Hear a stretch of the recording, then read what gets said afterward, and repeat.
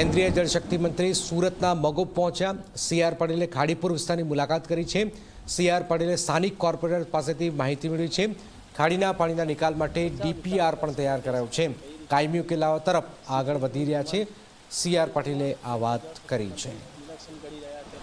કાયમી ઉકેલાવા માટે આગળ વધી રહ્યા છે સીઆર પટેલે વાત કરી છે। આજે તેઓ સુરતના જે હાલ બેહાલ થયા છે સુરતના મગોબ પહોંચ્યા અને ખાડીપુર વિસ્તારની મુલાકાત તેમણે કરી છે। સ્થાનિક કોર્પોરેટર પાસેથી આ માહિતી મેળવી છે।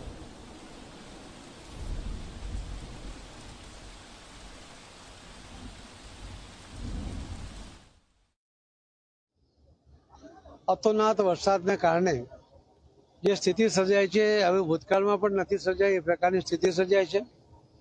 લોકોને લાખો કરોડો રૂપિયાનું નુકસાન પણ થયું છે અને પોતાનો જીવ બચાવવા માટે પણ આ વખતે અગમચેતીથી લોકો પોતે જે સૂચના તંત્ર તરફથી મળી હતી, કાર્યકર્તાઓએ જે આપી હતી, કોર્પોરેટરે સજા કર્યા હતા, એના કારણે ઊંચાણવાળા ભાગમાં બધા ગયા હતા, પરંતુ ઘરમાં પાણી ઘૂસે એટલે ચોક્કસ જ નુકસાન થતું હોય છે।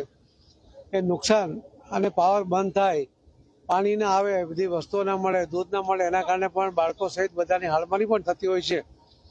એમાં એ પરિસ્થિતિ અહીંયા પણ નિર્માણ થઈ હતી, પરંતુ માનનીય મુખ્યમંત્રી શ્રી ભૂપેન્દ્રભાઈ પટેલ અને નાયબ મુખ્યમંત્રી શ્રી હર્ષભાઈ સંઘવી એમણે પણ એક જાહેરાત કરી છે કે આપણે આ ખાડીના સંપૂર્ણ નિકાલ માટેની પાણીની વ્યવસ્થા કરવા માટે લગભગ 500 કરોડ રૂપિયાની એમણે જાહેરાત કરી છે।